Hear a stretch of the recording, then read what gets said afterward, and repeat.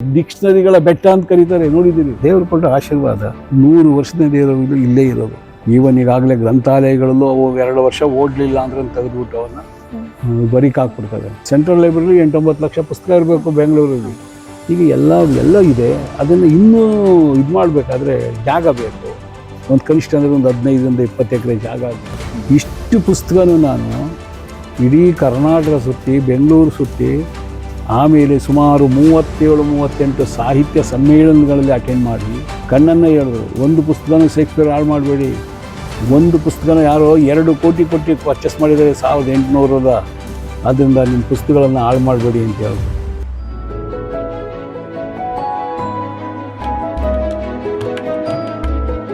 Hi, hello, ನಮಸ್ಕಾರ. ನೀವು ನೋಡ್ತಿದ್ದೀರಾ ಫಿಲೋಸ್ ಮೀಡಿಯಾ ಅರ್ಪಿಸುವ ಸಾಧಕರ ಹಾದಿಯಲ್ಲಿ.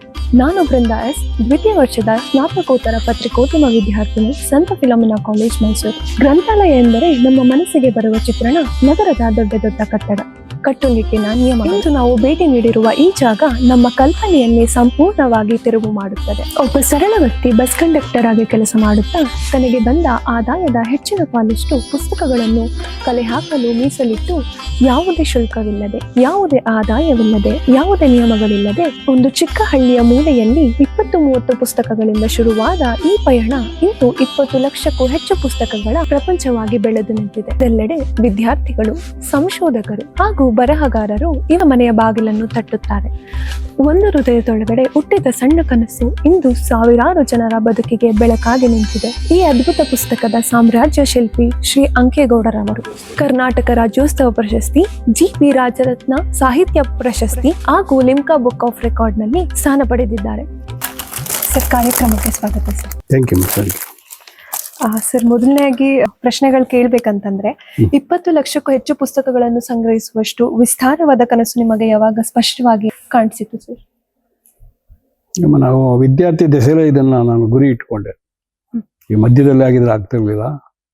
ನನ್ನ 22ನೇ ವಯಸ್ಸಿನಲ್ಲಿ ನಾನು PUC ಓದ್ತಾ ಇದ್ದಾಗಲೇ ನಾನು ಇದನ್ನ ಕಲೆಕ್ಟ್ ಮಾಡಬೇಕು ಅಂತ ನಾನು ಅದನ್ನ ಶುರು ಮಾಡಿದೆ.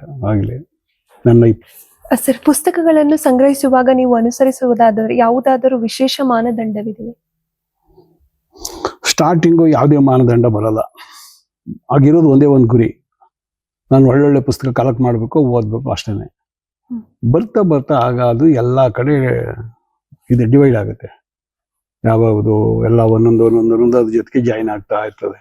ಹಿಸ್ಟ್ರಿ ಆಗ್ಬೋದು, ಕಾದಂಬರಿ ಆಗ್ಬೋದು, ಕಥೆ ಆಗ್ಬೋದು, ಎಲ್ಲ ಥರದ್ದು ಆಧ್ಯಾತ್ಮ ಆಗ್ಬೋದು. ಆ ನಂತರ ಎಲ್ಲ ಅದು ಜಾಸ್ತಿ ಆದಂಗೆ ಎಲ್ಲ ಕಡೆ ಅದು. ಅಂತಂದ್ರೆ 20 ಲಕ್ಷಕ್ಕೂ ಹೆಚ್ಚು ಪುಸ್ತಕಗಳನ್ನ ಈಗಾಗ್ಲೇ ನೀವು ಸಂಗ್ರಹಿಸಿದ್ದೀರಾ ಅಂತಂದ್ರೆ, ಇದು ಮಾಡಕ್ಕೆ ನಿಮಗೆ ಹೀಗ್ ಮಾಡ್ಬೇಕು ಅಂತ ನಿಮ್ಗೆ ಐಡಿಯಾ ಬಂದಿದ್ದಾದ್ರೂ ಹೆಂಗೆ? ನಾವು ಓದೋ ಕಾಲದಲ್ಲಿ ಪುಸ್ತಕಗಳೇ ಸಿಗ್ತಿರ್ಲಿಲ್ಲ. ಬಹುಶಃ ಒಂದು ಕಾಲೇಜು ಅಂದ್ರೂ ಅದು ಒಂದು ಆಲ್ಮೇರದಲ್ಲೂ ಪುಸ್ತಕ ಇರ್ತಿರ್ಲಿಲ್ಲ. 1972, 73, 74 ಆ ಕಾಲಗಳು. ಅದ್ರಲ್ಲಿ ಇನ್ನೂ ಹಿಂದಕ್ಕೆ ಹೋದ್ರೆ ನಾವು SLC 63-64ರಲ್ಲಿ SLC ಪುಸ್ತಕ ಓದಬೇಕು ಅನ್ನೋ ಆಸೆ, ಆದರೆ ಪುಸ್ತಕಗಳು ಸಿಗ್ತಿರಲಿಲ್ಲ. ಆಗ ನಾನು ಯೋಚನೆ ಮಾಡಿದೆ, ಯಾಕೆ ಪುಸ್ತಕಗಳನ್ನೇ ನಾವು ಕಲೆಕ್ಟ್ ಮಾಡಬಾರ್ದು ಅನ್ನೋ ಒಂದು ಇದಕ್ಕೆ ಬಂದೆ. ಅಂದ್ರೆ ನಾವು ಕೇಳಿದ್ದೀವಿ, ಅಂದ್ರೆ ನೀವು ಬಸ್ ಕಂಡಕ್ಟರ್ ಆಗಿ ಅಥವಾ ಇದ್ರ ಫ್ಯಾಕ್ಟ್ರಿಗಳಲ್ಲೆಲ್ಲ ವರ್ಕ್ ಮಾಡಿ ಇದೇ ದೊಡ್ಡ ಆಸ್ತಿಯಾಗಿ ಬೆಳೆಸಿರೋದು. ನಿಮ್ಗೆ ಹೇಗೆ ಅನ್ಸುತ್ತೆ ಸರ್? ಅಂತಂದ್ರೆ ಇಷ್ಟು ನಾನು ಮಾಡ್ತಿರೋದು ಸರಿನಾ ತಪ್ಪೋ, ಅಥವಾ ನಿಮ್ಮ ಸ್ನೇಹಿತರಾಗಿರ್ಬೋದು, ನಿಮ್ಮ ಸಂಬಂಧಿಗಳಾಗಿದ್ರು, ಅವ್ರು ಹೆಂಗೆ ನಿಮ್ಗೆ ಸಪೋರ್ಟ್ ಮಾಡಿದ್ರು ಸರ್? ಕೆಲಸಕ್ಕೆ ಯಾರು ಸಪೋರ್ಟ್ ಮಾಡಲ್ಲ. ಯಾಕೆಂದ್ರೆ ಪುಸ್ತಕಗಳು ಕಲೆಕ್ಟ್ ಮಾಡಿಕ್ ಹೋದಾಗ ಹಣವನ್ನು ನಾವು ಖರ್ಚು ಮಾಡಬೇಕು, ಇನ್ನು ಬೇರೆದಕ್ಕೆಲ್ಲ ನಾವು ಕಡಿಮೆ ಮಾಡಬೇಕು. ಈಗ ನನ್ನ ಫ್ಯಾಮಿಲಿಗೆ ಖರ್ಚು ಮಾಡ್ತಾ ಇದ್ದು 20%, ಇನ್ನು ನಾನು ತಗೊಳ್ಳೋದಂಥ ಸಂಬಳದಲ್ಲಿ 80% ಪುಸ್ತಕಕ್ಕೆ ಕೊಡ್ತಾ ಇದ್ದೆ. ಆಮೇಲೆ ನಮ್ಮ ಸಂಬಂಧಿಕರಲ್ಲಿ ಅವ್ರಿಗೆ ಅವ್ರ ಜೊತೆ ನಾನು ಮಿಂಗಲ್ ಆಗದ್ಮೇಲೆ ಅವರೆಲ್ಲ ನನ್ನ ಬಗ್ಗೆ ಸಪೋರ್ಟ್ ಮಾಡ್ತಾರೆ. ಆಮೇಲೆ ಊರಲ್ಲೂ ಎಲ್ಲ ಹೋಗೋರು ಬರೋರು ನಮ್ಮನ್ನೇನೋ ಅಂದ್ರೆ ಹುಚ್ಚಿನ ಮಾಡ್ಕೊಬಿಟ್ಟಿದ್ರು. ನೋಡಿಲಿ, ಹುಚ್ಚ ಪುಸ್ತಕ ಹೋಯ್ತಾ ಇದ್ದಾನೆ, ಹುಚ್ಚ ಅನ್ನೋರು. ನಮ್ಮ ಗುರಿ ಏನಿತ್ತು, ಜಗತ್ತಲ್ಲಿ ಏನೇನು ಜ್ಞಾನ ಇದೆ ಆ ಜ್ಞಾನವನ್ನೆಲ್ಲ ಒಂದೇ ಕಡೆ ಒಂದೇ ಸೂರ್ಯನಲ್ಲಿ ತಂದು ನಮ್ಮ ಇಂದಿನ ಮಕ್ಕಳಿಗೆ ಅದನ್ನು ಹಂಚಬೇಕು, ಓದಿಸ್ಬೇಕು. ಅಥವಾ ಕಾಂಪಿಟೇಟಿವ್ ಎಕ್ಸಾಮ್ ಆಗಿರ್ಬೋದು, IAS ಆಗ್ಬೋದು, IPS ಆಗ್ಬೋದು, ಯಾವುದೇ ವಿಧವಾದಂಥ ನಿಮಗೆ ಎಕ್ಸಾಮ್ಗಳಾಗಲಿ ಆ ಎಕ್ಸಾಮ್ಗಳಿಗೆ ಮಕ್ಕಳುಗಳಿಗೆ ಕೈಗೆ ಸಿಗಬೇಕು. ನಿಮ್ಗೊಂದು ಮಾತು ಹೇಳ್ತೀನಿ, ಪ್ರಪಂಚದ ಇತಿಹಾಸದಲ್ಲಿ 20 ಲಕ್ಷ ಪುಸ್ತಕ ಇದ್ದು ಇವತ್ತಿನವರೆಗೂ ಅವರಿಂದ ಯಾವುದೇ ವಿಧವಾದ ಒಂದು ಎಂಟ್ರೆನ್ಸ್ ಫೀಸ್ ಆಗ್ಬೋದು, ಮೆಂಬರ್ಶಿಪ್ ಫೀಸ್ ಆಗ್ಬೋದು, ಮತ್ತೆ ಏನೇ ಆಗ್ಬೋದು, ಯಾವುದೂ ಇಲ್ಲದೇನೆ ಅವ್ರು ಇಲ್ಲಿ ಕುಂತು ಫ್ರೀಯಾಗಿ ಒಂದು ಓದಬೇಕಾದ್ರೆ ವ್ಯವಸ್ಥೆ ಮಾಡಿರೋದು ನಾನು ಒಬ್ಬನೇ ಅಂತ ಹೇಳ್ತೀನಿ. ಕಾರಣ ಏನು ಅಂದರೆ ಎಲ್ಲರೂ ಮೇಂಟೈನ್ ಮಾಡೋದು ಕಷ್ಟ ಇದೆ. ನನಗೇನು ಅಂದರೆ ಓದೋ ವಿದ್ಯಾರ್ಥಿಗಳು ನಾವೆಲ್ಲ ಕಷ್ಟಪಡ್ತಿರೋದ್ರಿಂದ ಅವರಿಂದ ದುಡ್ಡು ಇಸ್ಕೊಂಡು ಮತ್ತೆ ಅವ್ರಿಗೆ ಇದು ಮಾಡೋದು ಬೇಡ ಅಂತ ನಾನು ಇಲ್ಲಿವರೆಗೂ ಅದೇ ಥರ ಯಾವುದೇ ವಿಧವಾದ ಫೀಸು ಮೆಂಬರ್ಶಿಪ್ ಇಲ್ದೇನೆ ಇಲ್ಲಿವರೆಗೂ ಬಂದಿದ್ದೀನಿ. ನಾಳೆ ಏನಾಗುತ್ತೋ ಗೊತ್ತಿಲ್ಲ. ಅಂದ್ರೆ ನಿಮ್ ಮನಸ್ಸಿಗೆ ಹತ್ರವಾದ ಪುಸ್ತಕ ಯಾವ್ದಾದ್ರು ಇದೆ ಅಂದ್ರೆ, ಯಾಕಂದ್ರೆ 20 ಲಕ್ಷಕ್ಕೂ ಹೆಚ್ಚು ಪುಸ್ತಕಗಳಿದೆ, ಅದಕ್ಕೆ ನಿಮಗ್ ಮನ್ಸ್ಗೆ ಹತ್ರ ಆದ ಪುಸ್ತಕ ಯಾವ್ದಾದ್ರು ಇದೆ ಅಂದ್ರೆ ಯಾವ್ದು ಸರ್? ಈಗ ನೀವು ನಿಮ್ಮ ಶರೀರದೊಳಗಡೆ ಯಾವುದು ಇಂಪಾರ್ಟೆಂಟು, ಕಣ್ಣ, ಕಿವಿಯ, ಮೂಗ, ನಾಲ್ಗೆಯ ಅಥವಾ ಕೈಯ, ಕಾಲ ಅಂತ ಕೇಳ್ದಂಗಾಯ್ತು. ಮನುಷ್ಯ ಪರಿಪೂರ್ಣನಾಗಬೇಕಾದ್ರೆ ಎಲ್ಲಾ ವೆರೈಟಿ ಬುಕ್ನು ಓದಬೇಕು. ಆದ್ರೆ ನಾನು ಮೊದಲು ಓದದ್ದು ವಿವೇಕಾನಂದರ ಕೃತಿಗಳನ್ನ ಓದಿದೆ. ಆಗ ರಾಮಕೃಷ್ಣ ಆಶ್ರಮದಿಂದ ಬಂದಿದ್ದ ಚಿಕ್ಕ ಪುಸ್ತಕಗಳು ಬರೋ 4 ಆಣೆಗೆ 8 ಆಣೆಗೆಲ್ಲ ಬರೋ ಅವನು ಹೋಗಿದ್ದು ಸ್ಫೂರ್ತಿ ಪಡೆದೆ. ಅವರ ಒಂದು ಆಧ್ಯಾತ್ಮ ತತ್ವ ಬೇರೆ ತರ, ವೈಚಾರಿಕತೆಯಲ್ಲಿ ಅವ್ರದ್ದು ಒಂದು ಎದ್ದಿರುತ್ತೆ ಆ ತರ ಇದೆ. ಆಮೇಲೆ ಅವರಾಗ್ಬೋದು ಆಧ್ಯಾತ್ಮ ಲೋಕದ ಧ್ರುವತಾರೆ, ರಾಮಕೃಷ್ಣ ಪರಮಹಂಸರ 2 ಅಮೂಲ್ಯವಾದ ಕೃತಿಗಳು, ಅವನ್ನೆಲ್ಲನೇ ಓದ್ವಿ.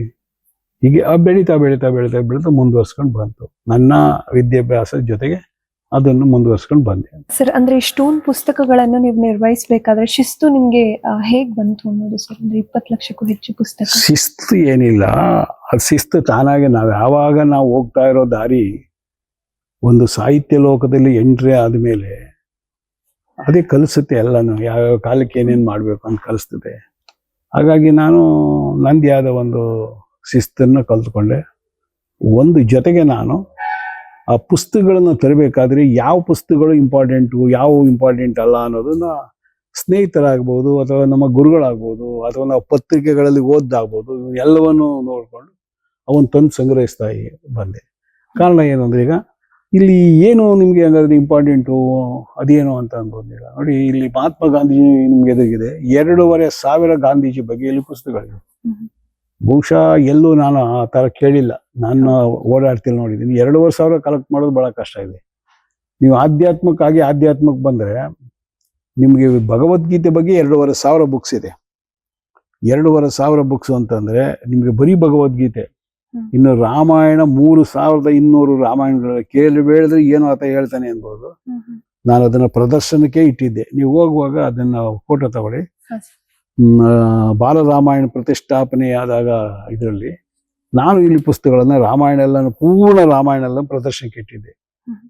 ಅದನ್ನ ಬೇರೆ ಎಲ್ಲ ಹೊರಗಡೆಯಿಂದ ಬಂದು ನೋಡಿ ಆಶ್ಚರ್ಯಪಟ್ಟರು. ಯಾಕಂದ್ರೆ 3,200 ರಾಮಾಯಣ ಎಲ್ಲ, ರಾಮಾಯಣ ಗದ್ಯ ಪದ್ಯ ಅವರ ಏನೇನು ಸಂಬಂಧಪಟ್ಟ ವಿಮರ್ಶಾ ಕೃತಿಗಳಾಗ್ಬೋದು, ಯಾರ್ಯಾರಾಗ್ಬೋದು, ಆಮೇಲೆ ತಮಿಳು, ತೆಲುಗು, ಮರಾಠಿ, ಬೇರೆ ಬೇರೆ ಭಾಷೆಯಲ್ಲಿ ಬಂದಿರತಕ್ಕಂಥ ರಾಮಾಯಣಗಳಿಗೆಲ್ಲ ಸೇರಿಸಿದ್ರೆ 3,000 ಚಿಲ್ಲರೆ ರಾಮಾಯಣ ಬರ್ತದೆ. ಅದೆಲ್ಲವನ್ನೂ ಒಂದೇ ಕಡೆ ಕಲೆಕ್ಟ್ ಮಾಡಿ ಅದನ್ನು ಇಟ್ಟಿದ್ದೀನಿ. ಏಕೆಂದ್ರೆ ಅಷ್ಟು ಈಸಿ ಅಲ್ಲ 3,000 ರಾಮಾಯಣಗಳನ್ನ. ಅದೇ ಸಂಖ್ಯೆಯಲ್ಲಿ ಮಹಾಭಾರತನೂ ಇದೆ, ಭಗವದ್ಗೀತೆ ಇದೆ. ಹೀಗೆ ಇವನ್ನೆಲ್ಲವನ್ನೇ ಸಂಗ್ರಹಿಸಿ ಇಟ್ಟು. ಸರ್, ನೀವು ಹಾಗೂ ನಿಮ್ಮ ಪತ್ನಿ ವಿಜಯಲಕ್ಷ್ಮಿ ಅಮ್ಮನವರು ಇದೇ ಮನೇಲಿ ಇದ್ಕೊಂಡು ಇಲ್ಲೇ ಪುಸ್ತಕದ ಗ್ರಂಥಾಲಯ ಇಟ್ಕೊಂಡು ನಿಮ್ಗೆ ಹೇಗೆ ಅನ್ಸುತ್ತೆ ಸರ್? ಮನೇನೂ ಇಲ್ಲೇ, ಗ್ರಂಥಾಲಯನೂ ಇಲ್ಲೇ? ಏನು ಅನ್ಸಲ್ಲ. ಯಾಕೆಂದ್ರೆ ನೋಡಿ, ಒಂದು ಒಳ್ಳೆ ಕೆಲಸ ಮಾಡಿಕ್ ಹೋದಾಗ ನಾವು ನಮ್ಮ ಸ್ವಂತ ಏನೇನು ಆಸೆ ಆಕಾಂಕ್ಷೆಗಳಿವೆ ಅದೆಲ್ಲ ಬಿಡ್ಬೇಕಾಗಿ ಬರುತ್ತೆ. ಈಗ ನಾನು ಒಂದು ಮನೆ ಕಟ್ಬೋದಾಯ್ತು, 1 ಕೋಟಿ 1.5 ಕೋಟಿ ಖರ್ಚು ಮಾಡೋ ಮನೆನೇ ಮಾಡ್ಬೋದಾಯ್ತು. ಆ ಮನೆ ಕೇವಲ ನನ್ನ ಕುಟುಂಬಕ್ಕೆ ಸೇರೋದಾಗಿರುತ್ತೆ. ಅದು ಇದು ಎಷ್ಟೊಂದು ವಿದ್ಯಾರ್ಥಿಗಳಾಗ್ಬೋದು, ಎಂತೆಂಥ IAS, KS, ಯಾವುದೇ ವಿಧವಾದ ಸ್ಪರ್ಧಾತ್ಮಕ ಪರೀಕ್ಷೆ ವಿದ್ಯಾರ್ಥಿಗಳಾಗ್ಬೋದು, ಅವ್ರಿಗೆಲ್ಲ ಅನುಕೂಲ ಆಯ್ತದೆ ಅಂದಾಗ ನಮಗೆ ಖುಷಿ ಆಗ್ಬಾರ್ದಲ್ವ? ದೇವರು ನಮಗೆ ಒಂದು ವಿಶೇಷವಾದಂಥ ಪರಮಾಧಿಕಾರವನ್ನು ಕೊಟ್ಟಿದ್ದಾನೆ. ಏನು ಅಂದರೆ, ಇಂಥ ಅಮೂಲ್ಯವಾದ ಕೆಲಸಕ್ಕೆ ನಮ್ಮ ನಿಯೋಜನೆ ಮಾಡಿದ್ದಾನಲ್ಲ ಭಗವಂತ. ನಾವು ಒಳ್ಳೆದೇನಿದೆ. ಅದರಿಂದ ಇದು ನನ್ನ ದೃಷ್ಟಿಯಲ್ಲಿ ಒಂದು ಒಳ್ಳೆ ಕೆಲಸ. ಅಲ್ಲ, ನಾವು ಎಷ್ಟು ದಿನ ಬದುಕ್ತೀವಿ ಅಂತ ನಮಗೆ ಗೊತ್ತಿದೆ. ಈಗೆಲ್ಲ ನಾವು ಜೀವನದ ಅಂತ್ಯದಲ್ಲಿದ್ದೀವಿ. ಆದರೆ ನನಗೆ ಬೇಸರ ಇಲ್ಲ. ನಾನು ಬೇಕಾದಷ್ಟು ಆಸ್ತಿ ಕಳ್ಕೊಂಡಿದ್ದೀನಿ. ನಾನು ಮೈಸೂರಲ್ಲಿದ್ದಂಥ ಸೈಟೇ, ಸಂಕ್ರಾಂತಿ ಸರ್ಕಲ್ ಹೆಬ್ಬಾಳಿರೋ ಸೈಟೇ ಇವತ್ತು 3.5 ಕೋಟಿಗೆ ಹೋಗೋ ಸೈಟನ್ನು ಮಾರಾಟ ಮಾಡಿ ಪುಸ್ತಕ ತಂದಿದ್ದೀನಿ. ನನಗೇನು ಅನ್ಸಲ್ಲ. ಹಾಗಾಗಿ ನಮಗೆ ಅದನ್ನು ತೊಡಿಕೊಂಡಾಗ, ನಾವು ಯಾವುದೇ ಕೆಲಸವನ್ನು ನಾವು ಮಾಡಬೇಕು ಅಂತ ತೀರ್ಮಾನ ತಗೊಂಡಾಗ ಎಂಟೈರ್ ನಾವು ಲೈಫು ಅದಕ್ಕೆ ತೊಡಿಕೋಬೇಕು. ಆಗ ಅದರಲ್ಲಿ ಸಿದ್ಧಿಯನ್ನು ಕಾಣ್ತೀವಿ. ಸಿದ್ಧಿ ಕಾಣ್ತೀವಿ, ಪ್ರಸಿದ್ಧಿ ಕಾಣ್ತೀವಿ, ಎಲ್ಲಕ್ಕೂ ಲೋಕೋತ್ತರವಾದ ಕೆಲಸ ಮಾಡದ ಒಂದು ತೃಪ್ತಿ ನಮಗಿರುತ್ತೆ. ಎಲ್ಲ ಚೋಚೋಬಾತ್ ಆಗಬಾರ್ದು. ಇದೊಂದಷ್ಟು ಮಾಡೋದು, ಅದೊಂದಷ್ಟು ಮಾಡೋದು, ಇದು ಯಾವ ಪ್ರಯೋಜನವೂ ಆಗಲ್ಲ ಅಲ್ವಾ. ಸರ್, ಅಂತಂದ್ರೆ ಈಗ ನೀವಿರೋ ಏಜ್ಗೂ, ಬಿಕಾಸ್ ನೀವು ಹೇಳ್ತಿದ್ರಿ ನಾನೊಬ್ಬ ರೈತರ ಕುಟುಂಬದಿಂದ ಬಂದಿದ್ದೆ ಅಂತ.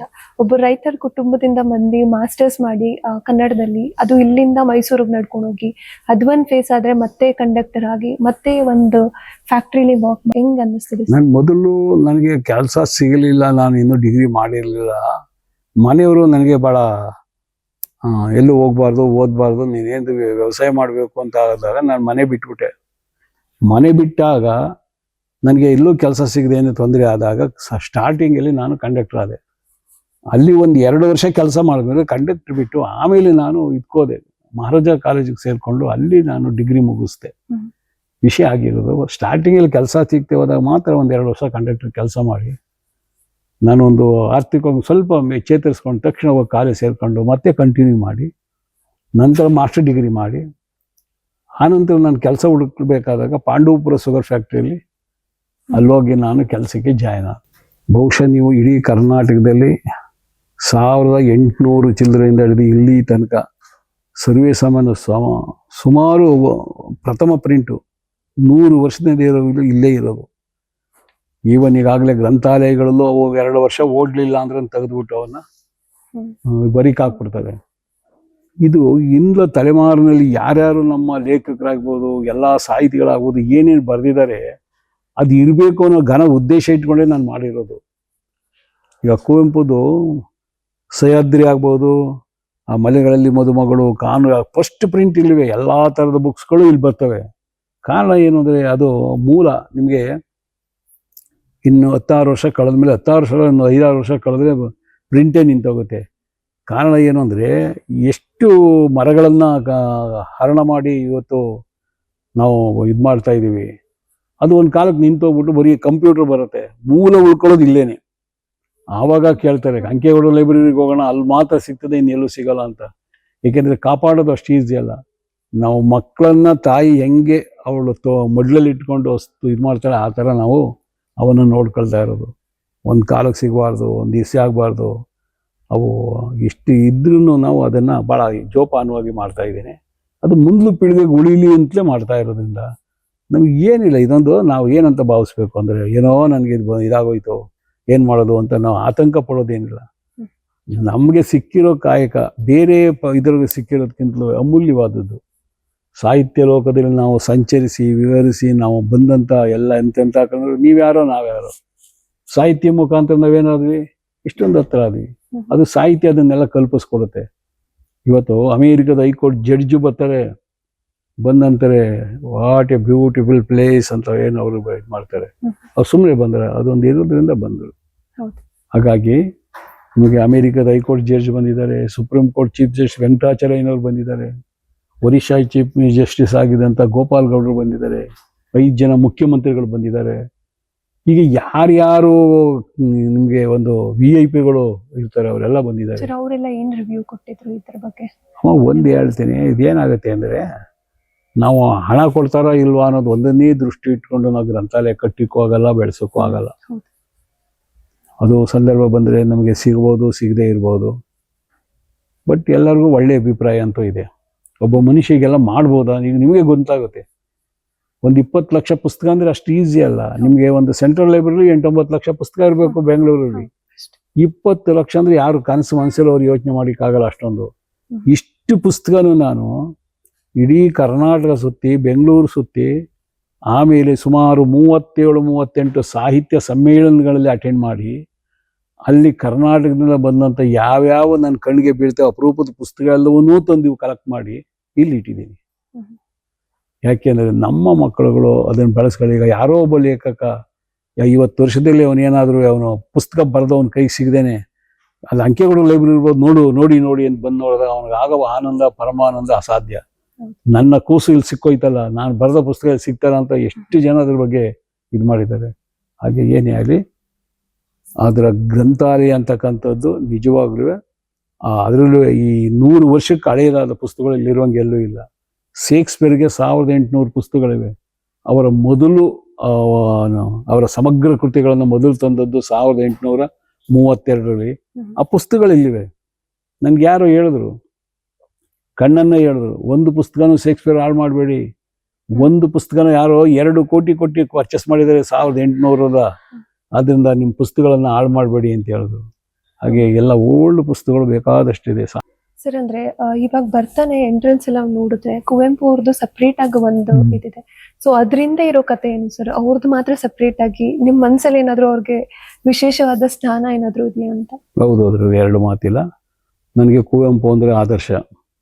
ಬಹುಶಃ ಕುವೆಂಪು ಅಂತ ಜನ ಬಾಳಿ ಬದುಕ್ತಾರೋ ಅಪರೂಪ. ಅವರು ಯಾವುದೇ ವಿಧವಾದ ಒಂದು ರಾಜಕೀಯಕ್ಕಾಗ್ಲಿ ಒಂದು ಯಾವುದೋ ಹೋಗ್ತಾನೆ ಕರ್ನಾಟಕದಲ್ಲಿ ಒಂದು ಅವರ ಭಾಷೆನೇ ಆಗಿದೆ.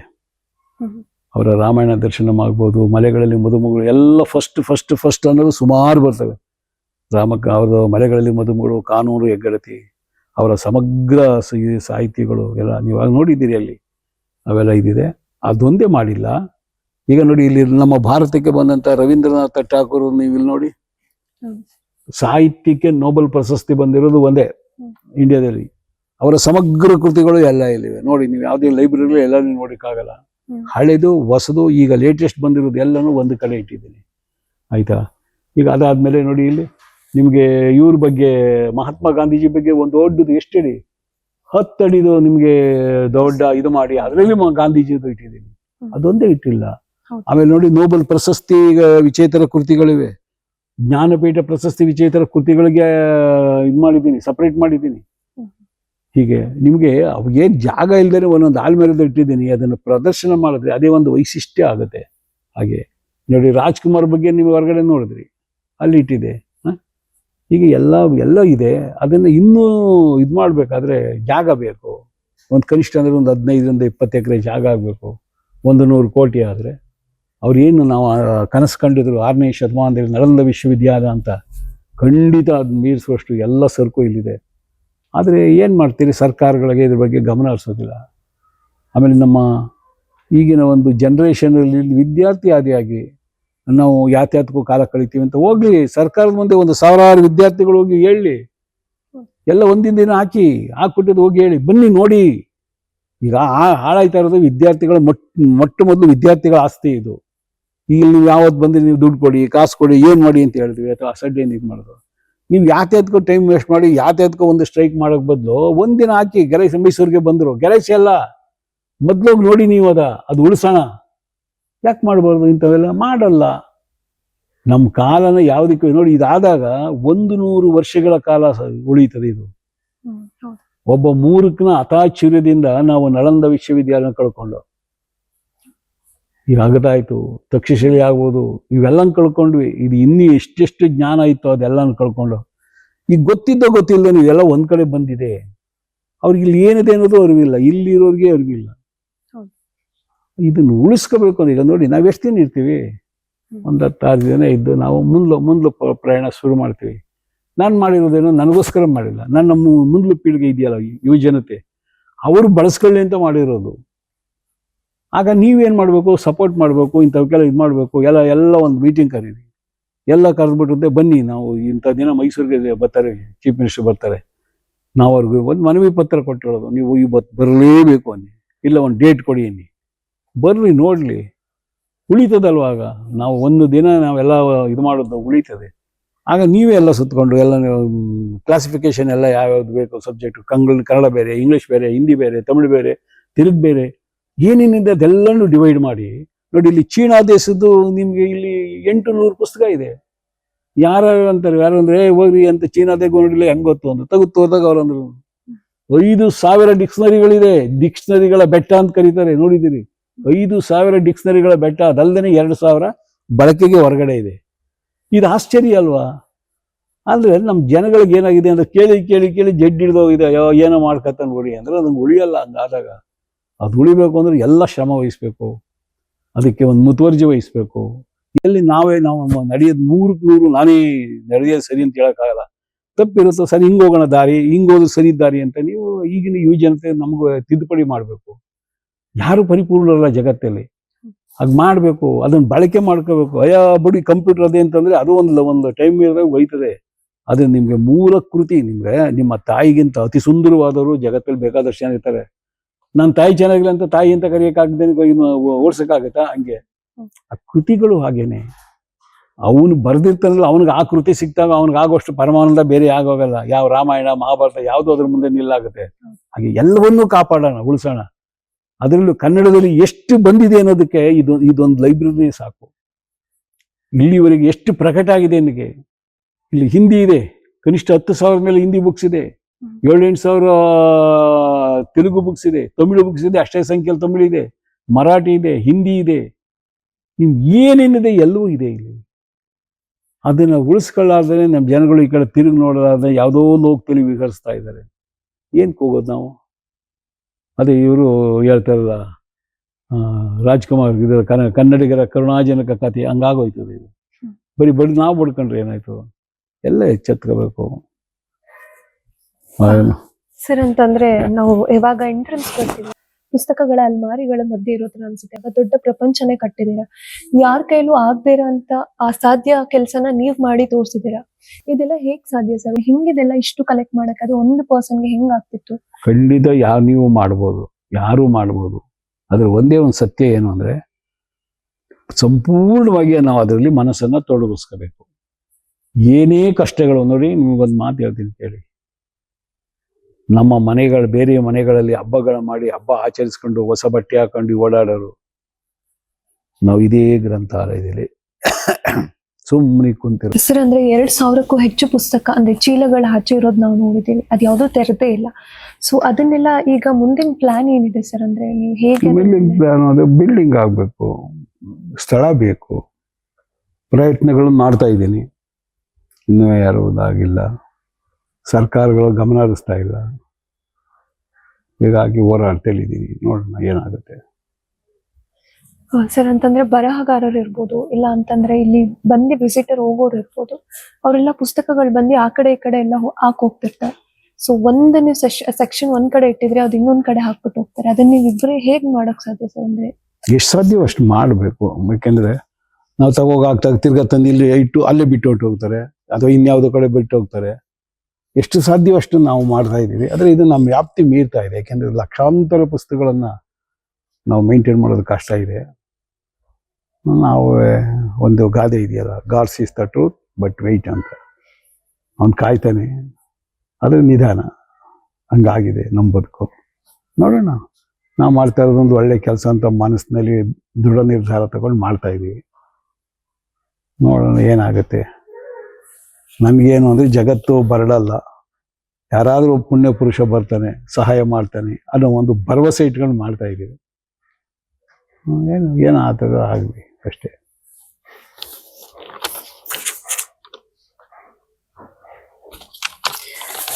ಸರ್, ನೀವು ಪುಸ್ತಕಗಳನ್ನ ಡಿಜಿಟಲೀಕರಣಗೊಳಿಸೋ ಯಾವುದಾದ್ರೂ ಅವೆಲ್ಲ ಆಗಬೇಕು, ತಕ್ಷಣದಲ್ಲಿ ಆಗಬೇಕಮ್ಮ. ಆಗಬೇಕಾದ್ರೆ ಹಣ ಬೇಕಲ್ಲ. ಕೊರತೆ ಇರೋದೇನೆ ಅಲ್ಲಿ, ಹಣದಲ್ಲಿ. ಯಾರು ಬರಬೇಕು, ದಾನಿಗಳು ಬರಬೇಕು. ಇಷ್ಟನ್ನ ಡಿಜಿಟಲ್ ಮಾಡಿಕೊಡ್ತೀನಿ, ನಾನಿದ್ದೀನಿ ಅಂತ ಬಂದರೆ ಮಾಡಿಸ್ಬೋದು. ನಾವು ಕೆಲವು ಕಡೆ ಎಲ್ಲ ಪ್ರಯತ್ನ ಪಟ್ಟು ಹೇಳಿದ್ದೀವಿ. ಈಗ ಮುಂದಕ್ಕೆ ಪೋಸ್ಟ್ಪೋನ್ ಆಗ್ತಾನೆ ಇದೆ. ನೋಡೋಣ ಏನಾಗುತ್ತೆ.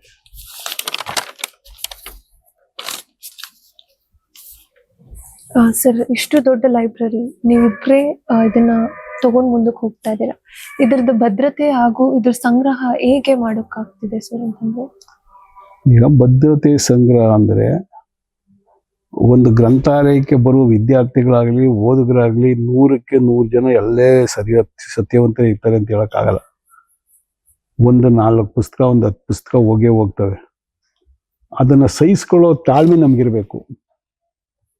1-2 ಪುಸ್ತಕ ಓದು ಅಂದರೆ ಅದನ್ನೇ ರಗಳೆ ಮಾಡ್ಕೊಂಡು ಕುಂತ್ಕೋಬಾರ್ದು. ಅದು ಬಿಟ್ಟು ಹಾಕ್ಬೇಕು. ಅಂದರೆ ಅದನ್ನು ಕಳ್ತನಕ್ಕೆ ನಾವು ಸೇರ್ಸಿಕ್ಕಾಗಲ್ಲ. ಓದಿಕ್ಕೋಸ್ಕರ ಪುಸ್ತಕ ಕದ್ದವನು ಅವನು ಅಲ್ವಾ? ಅದು ಕಳ್ತನದ ರೇಖೆಗೆ ಬರಲ್ಲ. ಬಟ್ ಅವ್ನು ಎಚ್ಚರಿಕೆ ಕೊಟ್ಟು ಸುಮ್ಮನೆ ಹೋಗ್ಬೇಕಷ್ಟೆ. ಅದರಿಂದ ಅದೇನು ದೊಡ್ಡ ಇಶ್ಯೂಸ್ ಆಗಿ ನಾವು ತಗೊಳ್ಬಾರ್ದು ಅಲ್ವಾ? ಹಾಗಾಗಿ ನನಗೂ ಗೊತ್ತಿದೆ ಕೆಲವೆಲ್ಲ ಹೋಯ್ತವೆ ಅಂತ. ಆಲ್ರೈಟ್, ಅದನ್ನ ಮುಂದುವರ್ಸೋದು. ಅದು ಮತ್ತೆ ಅವ್ರು ಸಿಕ್ಕಿದಾಗ ನನಗೆ ಅನುಮಾನ ಬಂದಾಗ ಅವ್ರಿಗೆ ಹೇಳ್ತೀನಿ, ಈ ಪುಸ್ತಕದ ಮನೆ ಇರೋದೇ ನಿಮಗಾಗಿ. ಅದನ್ನು ಕದ್ಕೋಗಿ ಓದೋದೇನಿತ್ತು, ಇಲ್ಲೇ ಇಟ್ಕೊಂಡು ಓದ್ರಪ್ಪ ಬಂದು ಅಂತ. ನನ್ನ ಮನ ಇವೆಲ್ಲ ಮಾನವ ರೂಪಿ ಮೃಗಗಳು ಅಂತಾನೆ. ಇವ್ರ ಪುಸ್ತಕನೇ ಮುಟ್ಟೋದೇನೆ, ಅದು ನನ್ಗೆ ಓದಕ್ಕೆ ಆಯ್ಕಿಲ್ಲ, ಬಾರಿಕ ಆಯ್ಕಿಲ್ಲ ಅಂತಾರೆ. ಒಬ್ಬ ಮನುಷ್ಯ ರೂಪದ ಮೃಗಗಳು ಅಂತ ಕರೀತಾನೆ ಒಬ್ಬ ಮಹಾನುಭಾವ. ಹಾಗಾಗಿ ಪುಸ್ತಕವನ್ನ ನೀವು ಎಷ್ಟು ಪ್ರೀತಿಸ್ತೀರೋ ಅಷ್ಟು ಎತ್ತರಕ್ಕೆ ಬೆಳಿತೀರಿ, ಅಷ್ಟು ಸಂಸ್ಕಾರವಂತರಾಯ್ತೀರಿ, ಅಷ್ಟು ನಿಮ್ಮ ಒಂದು ಏನು ಇದಿದೆ ಅದನ್ನ ನಿಮ್ಮ ಬೌದ್ಧಿಕ ಮಟ್ಟ ಇದೆಯಲ್ಲ ಅದನ್ನ ಅಷ್ಟು ಎತ್ತರಕ್ಕೆ ಕೊಂಡೊಯ್ತೀರಿ. ಒಬ್ಬ ಸಂಸ್ಕಾರವಂತ ನೋಡಿ, ನಿಮಗೆ ಒಂದು ಸಣ್ಣ ಉದಾಹರಣೆ ಹೇಳ್ತೀನಿ. ಒಬ್ಬ ಲಾಯರ್ ಓದ್ತಿರ್ತಾನೆ, ಒಬ್ಬ ಡಾಕ್ಟರ್ ಓದ್ತಿರ್ತಾನೆ, ಒಬ್ಬ ಇನ್ಯಾವುದೋ ಒಂದು ಇತಿಹಾಸ ಓದ್ತಿರ್ತಾನೆ, ಎಲ್ಲರೂ ಓದ್ತಿರ್ತಾರೆ. ಅದ್ರ ಒಬ್ಬ ಸಾಹಿತಿ, ಒಬ್ಬ ಕನ್ನಡ ಮೇಜರ್ ಆಗಿ ಸಾಹಿತಿ ಓದನ್ನ ಸಂಸ್ಕೃತಿನೂ ಅವನು ನೋಡಿ, ಅವನೆಲ್ಲ ಬರೀ ಹತ್ತಿನ ಬೇಡ ಇದಾಗೈತಿ, ಇತ್ತಿನ ಬೇಡ ಇದಾಗೈತಿ ಅಂತ ಡಾಕ್ಟರ್ ಹೇಳ್ತಿರ್ತಾನೆ. ಈ ಕಾನೂನು ಓದನಂತಾನೆ, ತಪ್ಪು ಮಾಡಿದ್ರೆ ಜೈಲ್ ನೋಡ್ಕೊತೀನಿ ನೀನು ಅಂತಾನೆ. ಅವನದೇ ಅದೇ ರಕ್ತ ಹರಿಯೋದನ್ನೇ ಹೇಳ್ತಾನೆ. ಹಿಂಗೆ ಬೇರೆ ಬೇರೆಯವರು ಅವ್ರದೇ ಆದ ಇದು ಹೇಳ್ತಾರೆ. ಸಾಹಿತ್ಯ ಹೇಳೋದು ಒಂದೇ ಅವನೇನು ಹೇಳ್ತಾನೆ ಗೊತ್ತಾ? ಯಾವ ಮನುಷ್ಯ ಪರಿಪೂರ್ಣವಾಗಿ ಓದ್ತಾನೋ, ಯಾವ ಮನುಷ್ಯ ಎಲ್ಲವನ್ನೂ ಅರ್ಥ ಮಾಡ್ಕೊಳ್ತಾನೋ ಅವನು ಸಂಸ್ಕಾರವಂತನಾಯ್ತಾನೆ. ಅವನು ಜಗತ್ತಿನಲ್ಲಿ ಒಬ್ಬ ಇದು ಹೇಳ್ತೀವಲ್ಲ ನಾವು, ಅವನು ಯಾವುದೇ ವಿಧವಾದಂಥ ಒಂದು ಕೆಟ್ಟ ಇದಕ್ಕೂ ಬರ್ದೇನೆ ಅವನು ಪ್ರಸನ್ನವದನಾಗಿ ಅವನು ಇದೇ ಇರ್ತಾನೆ. ಯಾರು ಒಂದೆರಡು ಬಿಡಿಯೋದು ಅಪವಾದ. 90 ಭಾಗ ನೀವು ನೋಡಿ ಯಾರು ಅವರು ಸಾಹಿತ್ಯವನ್ನು ಓದ್ತಾರೆ. ಇವತ್ತು ಯಾಕೆ ಅಜರಾಮರು ಕುವೆಂಪು ಉಳಿದ್ರು, ಜಿ ಎಸ್ ಶಿವರುದ್ರಪ್ಪ ಉಳಿದ್ರು, ಒಬ್ಬ ಶೇಕ್ಸ್ಪಿಯರು ಯಾರೋ ಒಬ್ಬ ಕೇಳ್ತಾನೆ ಇಂಗ್ಲೆಂಡ್ನಲ್ಲಿ, ಆ ಒಂದು ಹುಡುಗನ ಕೇಳ್ತಾರೆ, ಮರಿ ಬಾರ ಇರಲಿ ಅಂತ. ಅವನು ವಿಸಿಟ್ ಹೋದಾಗ ನಿನಗೆ ಒಂದು ಪ್ರಶ್ನೆ ಕೇಳ್ರಿ ಅಂತ ನಾನು. ಈಗ ನಿನಗೆ ಇಂಗ್ಲೆಂಡ್ನಲ್ಲಿ ಶೇಕ್ಸ್ಪಿಯರ್ ಬೇಕು ಅಥವಾ ಇಂಗ್ಲೆಂಡ್ ಬೇಕು ಅಂತ. ನನಗೆ ಶೇಕ್ಸ್ಪಿಯರ್ ಬೇಕು ಅಂತಾನೆ. ನಿನಗೆ ಇಂಗ್ಲೆಂಡ್ ಇಲ್ದೇನೆ ಶೇಕ್ಸ್ಪಿಯರು ಪ್ರಪಂಚಕ್ಕೆ ಸೇರಿದವನು. ನನಗೆ ಇಂಗ್ಲೆಂಡ್ಗಿಂತ ನನ್ನ ಪ್ರಪಂಚನೇ ಗೆದ್ದಿರೋ ಶೇಕ್ಸ್ಪಿಯರ್ ಬೇಕು ಅಂತಾನೆ. ಅಷ್ಟೇ ಅಲ್ಲ, ಪ್ರಪಂಚದ ಯಾವ ಯೂನಿವರ್ಸಿಟಿನಾರು ತಗೊಳ್ಳಿ, ಶೇಕ್ಸ್ಪಿಯರ್ ಕೃತಿ ಪಠ್ಯ ಪುಸ್ತಕ ಇಲ್ದಿರೋ ಯೂನಿವರ್ಸಿಟಿ ಇಲ್ಲ, ಅದು ಮಾನ್ಯನೂ ಆಗಲ್ಲ. ನೋಡಿ ಹೆಂಗೆ ಜಗತ್ ಪ್ರಸಿದ್ಧರಾಗ್ತಾರೆ. ಹಾಗಾಗಿ ಸಾಹಿತ್ಯ ಅಂತಕ್ಕಂಥದ್ದು ಜಗತ್ತನ್ನು ಆಳ್ತದೆ. ನಮ್ಮ ದೇಶದ ಮಹಾಕಾವ್ಯ ರಾಮಾಯಣ ಮಹಾಭಾರತಗಳಾಗಲಿ, ವೇದಗಳು, ಉಪನಿಷತ್ತುಗಳು, ಪುರಾಣಗಳು, ಭಗವದ್ಗೀತೆ ಯಾವುದ ತಗೊಳ್ಳಿ, ಅದು ಓದ್ದೇ ಹೋದ್ರೆ ನಾವು ಎಷ್ಟೇ ಎತ್ತರದಲ್ಲಿರಿ, ಎಷ್ಟೇ ನೀವು ಒಳ್ಳೆ ಕೆಲಸ ಮಾಡಿರಿ, ಪರಿಪೂರ್ಣತೆ ಆಗೋದಿಲ್ಲ. ಆ ಓದು ನಿಮ್ಮ ಪರಿಪೂರ್ಣವಾಗಿ ಮಾಡುತ್ತೆ. ನಿಮ್ಮ ಏಕೆಂದರೆ ನೀವು ಕೆಲವು ಪುಸ್ತಕಗಳನ್ನ ಓದ್ತಾ ಇದ್ರೆ ರೋಮಾಂಚನ ಆಗೋಯ್ತದೆ. ಅಂತಂತ ಅಪರೂಪದವೇ ಒಂದಕ್ಕೊಂದಕ್ಕೆ ನೋಡಿ 18 ಪುರಾಣವೇ, ಅದಕ್ಕೆ ಉಪಪುರಾಣಗಳಿವೆ. ಅವ್ರು ಆ ಸಂಬಂಧಗಳನ್ನ ಕಲ್ಪಿಸ್ಕೊಂಡು ಹೋಗ್ತಾನೆ ಇಲ್ಲ ನೋಡಿ. ಎಲ್ಲಕ್ಕೂ ಒಂದಕ್ಕೊಂದಕ್ಕೆ ಕ್ಲಾಸ್ ಆಗೋದಿಲ್ಲ. ಹೆಂಗ್ ಸಾಧ್ಯ? ಸಾವಿರ ಸಂಖ್ಯೆ ಇರ್ತದೆ. ಆ ಥರ ಕಟ್ಟಿದ್ದಾರೆ ನೋಡಿ ನಮ್ಮ ಪೂರ್ವಿಕರು. ಇವನ್ನೆಲ್ಲ ಓದಿದ್ರಿಂದ ವೇಸ್ಟ್ ಅಲ್ಲ ನಮ್ಮ ಮನುಷ್ಯ ಜೀವನ. ನಾವು ಬಂದು ಬರೀ ಅದೇ ಹಳ್ಳಿಯ ಅಜ್ಜಿ ಹೇಳ್ತಿದ್ಲು, ಬಾಗಿಲು ಹೇಳ್ಕೊಂತಿದ್ಲು, ಮೊಮ್ಮಗ ಏನು ನೋಡ್ದ, ಅವನು ಒಳಗೆ ಬರೋದು, ಪೌಡ್ರ್ ಹಾಕೊಳ್ಳೋದು, ಮುಖ ತೊಳ್ಕೊಳ್ಳೋದು, ಊಟ ಮಾಡ್ಕೊಳ್ಳೋದು, ಒಂದು ಸ್ಕೂಟ್ರ್ ತಗೊಳ್ಳೋದು, ಒಬ್ಬ ಮೊಬೈಲ್ ಇಟ್ಕೊಂಡು ಬರೋ ಅಂತ ಹೋಗೋ, ಬರೋ ಅಂತ ಬರುವ. ಅವಳು ನಿಂತ್ಕೊಳ್ತಾಳೆ, ಬಾಯಿಲಿ ಮುಖ ಅಂದ್ರೆ ಅದು ಒಂದು ಇದ್ರ ಭಾಷೆ. ಮುದ್ದೆ ಇಷ್ಟೇನೇ ಬದುಕು ಪೆದ್ದೆ, ಅಯ್ಯೋ ಮುಂಡೆದೆ, ಉಣ್ಣೋದು ತಿನ್ನೋದು ಮಲಗೋದು ಇದೆಯಲ್ಲ ಬದುಕು. ಇದ್ರ ಆಚೆಗೊಂದು ಬದುಕಿದೆ, ನೀನು ಆ ಕಡೆ ಮುಖ ಮಾಡು ಅಂತ ಹೇಳ್ತಾಳೆ ಅವಳು. ಅಜ್ಜಿ ಹೇಳ್ತಕ್ಕಂಥ ಮಾತು ಹಂಗೆ ಎಲ್ಲ. ನೀವು ಅದಕ್ಕೆ ಜನಪದ ಸಾಹಿತ್ಯ ಓದ್ಬೇಕು, ಎಂತೆಂತ ಆಗಿವೆ.